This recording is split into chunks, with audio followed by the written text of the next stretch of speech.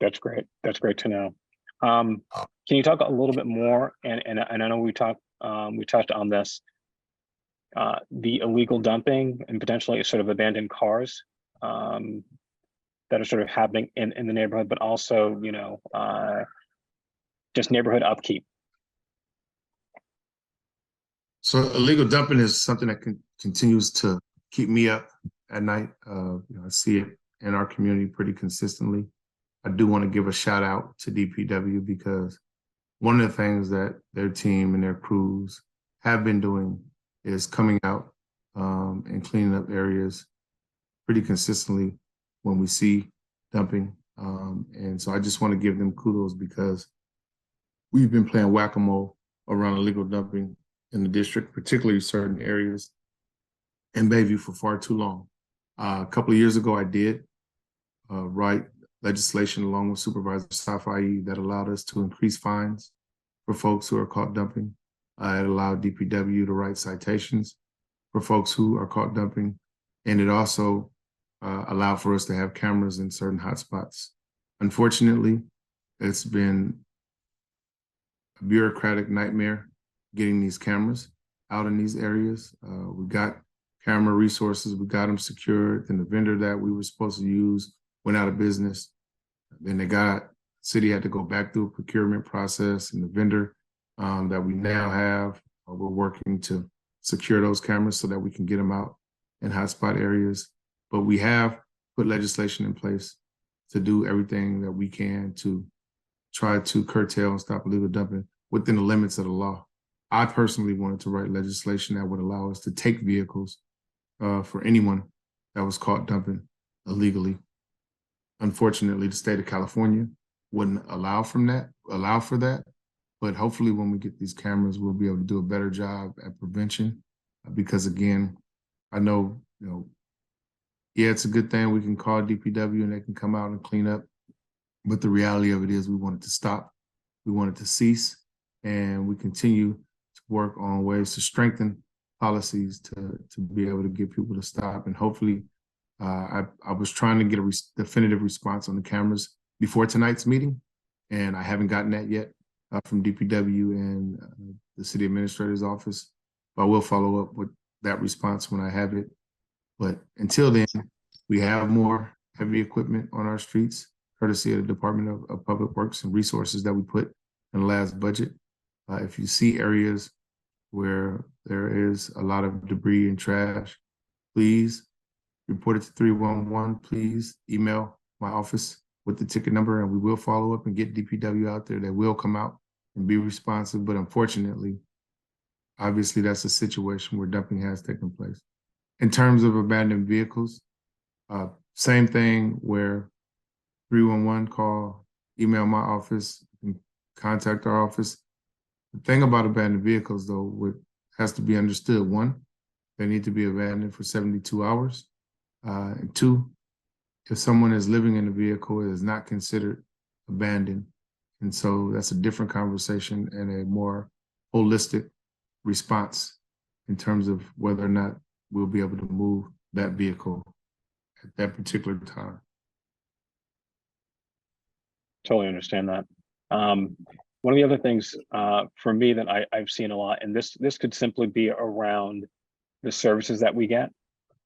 Many people call 311, they get their number, there's no response, right? Call back, get the number, no response. What can we do, or how can you help us around those issues? Like, we want to do the right thing, and we hear that those are the things that we need to do. But then when we don't get response, people lose trust in those institutions. They lose trust in 311 and their ability to actually do the job. Yeah, what else can we do? Or how can we hold them accountable? When you say no response, you mean like they're not picking up the phone? Or you mean you make a ticket number, but it doesn't get addressed? Yeah, it doesn't get addressed. Yeah, I mean, the one thing is when you have an issue like that, send a ticket number to Lindsay.Lopez at SF Gov to my office with the ticket number, we'll follow up. Unfortunately, the system should not work like that. But a lot of times when 311 hasn't been responsive, when you haven't been able to get something addressed, you email our office, we'll follow up. A lot of times we're able to get a resolution. It's unfortunate that it has to go that way. I'm not going to make excuses for the system. I would say that there's probably a large level of call volume. Most certainly the workforce has been down, particularly since the pandemic. However, these issues and concerns have been happening even before the pandemic. But I can say as a District 10 office, we will follow up when something is presented to our office to try to come to a resolution for sure. That's great. And in the chat, I'm saying there's some people are saying that 311, the app actually works better. We will definitely sort of email your office because I think that's just the smart thing to do and be able to follow up. And I know that there are some groups within the Bayview that meet on a monthly basis around pollution, and I'll do everything I can to try to get that out to folks. They're also like a major champions. They work with Baby Hunter Point advocates. So there are a lot of a lot of good work that goes there. And just real quick, I want to encourage everyone not to try to go around because if we're not reporting, probably and it didn't happen. Just to give you an example, when we had a hearing at the Board of Supervisors a couple of years ago about illegal dumping, Bayview wasn't even in first or second in terms of community that receives the most illegal dumping complaints. And so that was problematic, right, when I'm trying to get resources for our community. Those 311 reports are very important because that's how the city tracks where resources are needed and where issues and concerns exist.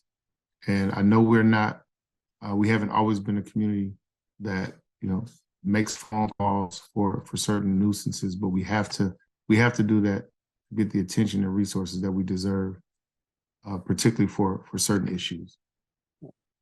And I totally feel that if we can work with you in your office, because a huge part of it is just about how effective it is. Like if I call in, I don't get the response that I want, like that they would get in other neighborhoods. Of course, I'm not going to call in again. So I think that that's been part of the issue like for a while, but I'm glad to know that I, one, can do it, get that number, email you in your office. I will send out some other resources so we can actually get those numbers up and just be a lot more effective. We talked a little bit about crime, but I also wanted to, just to be honest and talk about police brutality in the district and actually throughout the city and what measures have been taken around that. Well, we have been the office that has been tracking the Department of Justice recommendations, the 272 recommendations that were made by the Department of Justice years ago. The police have put measures in place to a very small degree that have worked. I would say we see a difference in officer-involved shootings, but we do not see a difference in who's been pulled over by police. We do not see a difference in who's being arrested by police. And so those systemic issues that exist around racial bias, around racism, continue to be a part of the department. And we continue to be the watchdog as a Board of Supervisors working with the Police Commission. We've seen, again, slight changes, but we still have a long way to go to address those disparities.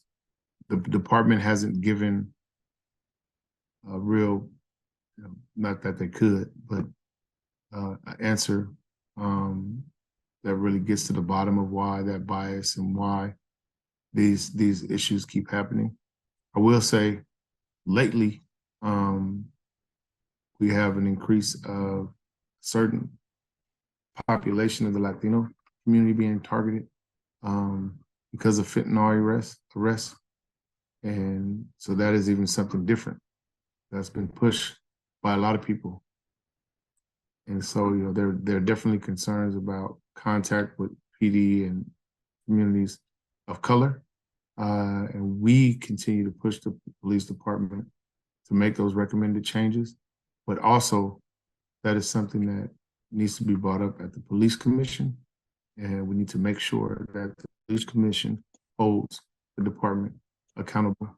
I will say that we have a very responsive captain and Captain Mayor in the D10 station right now. And he's been someone who's really participated in a plethora of community meetings with my office and working to resolve concerns of community and do it in a manner that is culturally competent.